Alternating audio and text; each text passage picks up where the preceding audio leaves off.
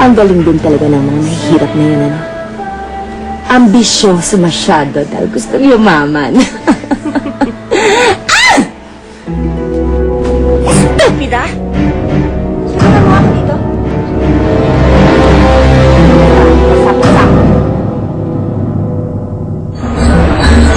Anong ginagawa mo rito? Kahapon pa kita hinahanap. Oo nga! Anong ginagawa mo rito, ha? Excuse me! Hoy! Kilala ko yan! Ikaw yung nakita ko sa tapat ng tindahan ko, hindi ba? Ako si Florencio. Hinahanap mo ako? Siya po ang hinahanap ko. Ha? Bakit? Para pagsalitaan mo na naman ako masakit? Oo nga! Hindi ko ba sapat sa yung ginawa mo sa kanya kahapon? Sandali! Bakit niyo ba inaaway tong gwapong batang to? Ang gwapo-gwapo pala ba inaaway niyo? Ako, Tito, yung lalaking yan! Yung lalaking yan nagsabi kay Rosalinda na stupida siya! Kahapon! Sinabi niya yon? Oo! Bakit mo naman sinabi yun, Iho? Kaya ako nga ho siya hinahanap para humingi ng dispensa. Oh! Eh yun naman pala, hihingi naman pala ng dispensa. Oh, Alam ko nagkamali ako sa'yo. Kaya kung pwede patawarin mo ako. siguradong patatawarin ka niya. Oo naman. Patatawarin ka ni Rosalinda kasi mabait yan eh. Ah, di ba Rosalinda? Hindi. Oh, hindi daw eh. Hindi ko siya papatawarin.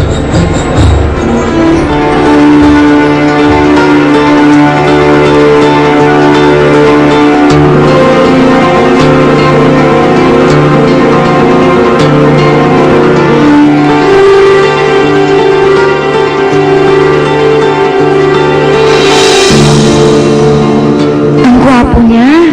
At mukha pang mayaman. Ang ganda ng kotse. Kapag yung lalaki na napangasawa ko, magbubuhay mayaman na rin ako. Hindi ko na kailangan magtrabaho. Makakatakas na ako sa kahirapan namin. Uy, Fedra, kanina ka pa nakatunga nga dyan, pero nakangiti ka naman. Namatanda ka ba? Hindi, Rodora. Alam mo ba? Nakita ko na yung lalaki na ahon sa akin sa kahirapan. Sino? Yung kanina yung nagpagas. Hindi ka gusto nun. Ang gusto nun, mayaman din. Eh, pwede ba tumahimik ka nga dyan? Hindi ka makasali dito. Nagpagas lang pala eh. Hindi na kayo magkikita nun. Oo, hindi ah. Feeling ko talaga magkikita pa kami. Magkikita pa kami. Ay, naku, Bes. Bakit hindi mo naman pinatawad yung lalaki? Oo nga naman. Ang cute-cute pa naman niya humingi ng tawad. Eh, nasaktan talaga ako sa ginawa niya kahapon eh. Oh, eh, yun na nga. Andito siya ngayon. Humingi naman siya ng tawad sa'yo ngayon, di ba? O bakit dati? Si Beto, tinirador ka. Pinatawad mo agad. Oh, at si Pedra, kahit anong masakit na salitang binabato sa'yo, napatawad mo siya. Iba yun, mga kapatid ko sila. Bakit si ano? Si Bebang! Oh, ano si Bebang? Pinagkamalan siyang inaagaw yung shota niyang bungal. Kasi nabunutan ka pa, di ba? Pero napatawad mo, Bes. Dahil kapitbahay natin si Bebang. Eh, yung lalaking yan, estranghero. Pinagsalitaan ako na masakit. Bakit ko siya papatawarin? Eh, ito lang. Eh, di ba? Ipapasyo mo naman siya. Ano? Teka, masabi mo, crush ba niya yun? Ay, kaya naman pala eh. Kaya naman pala ayaw patawarin. Siyempre gusto, abulabulin. Hindi ho! Sus! Ako naman ganyan din eh. Pag nagtatampo ako, gusto ko yung nahabol-habol din ako. Ninong naman eh, hindi ho ganun. Basta ayoko, ayoko! Eh, oh, saan ka pupunta? Wala na siya dyan. Yun siya oh. Teka dito.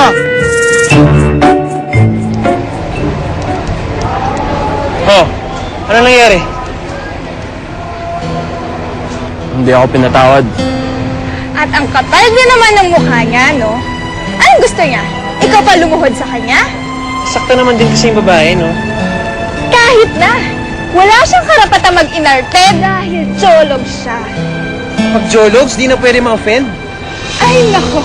Alam mo, yung mga mahihirap na yan, sensitive, balat sibuyas.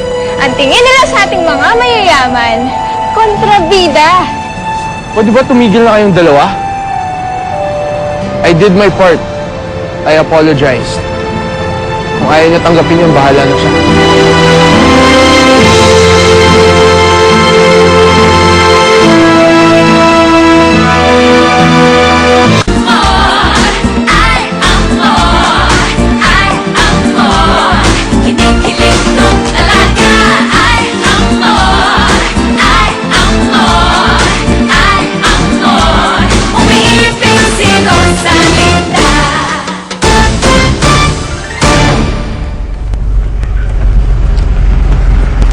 Thanks for bringing me home, FJ.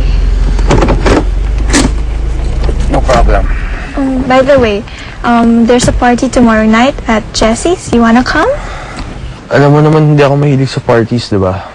Then, let's go to Baguio. Just the two of us.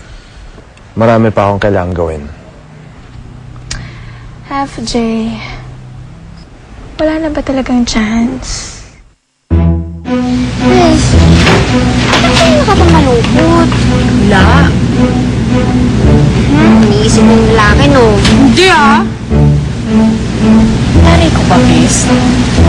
Sabi mo na nga ba eh. Eh kasi, naisip ko lang, humihingi na siya ng tawad. Hindi ko pa pinatawad. Parang ang taray ko. Eh, nasaktan ka kasi.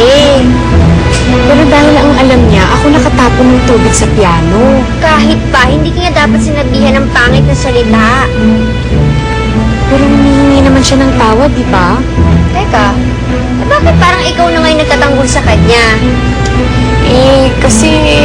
Kasi masyado kang pakipot. Baka nakakalimutan mo. You broke up with me. Is that kiss not enough to tell you na nagkamali na ako? Na nagsisisi na ako? Gusto ko na makipagbalikan sa'yo. Akala mo naman susundan ka niya ng bonggang-bongga. Ba, hindi ka sumusulpot ka na lang bigla. Ano akala mo sa akin kaputi? Eh kasi kaibigan mo nga pakipot. O di ba sino ngayon ang talo? Ikaw. Merese. Ay, naku, Bes. Ano isipin yun? Pamela, there's your car. Thanks for driving it for me. I still love you, FJ.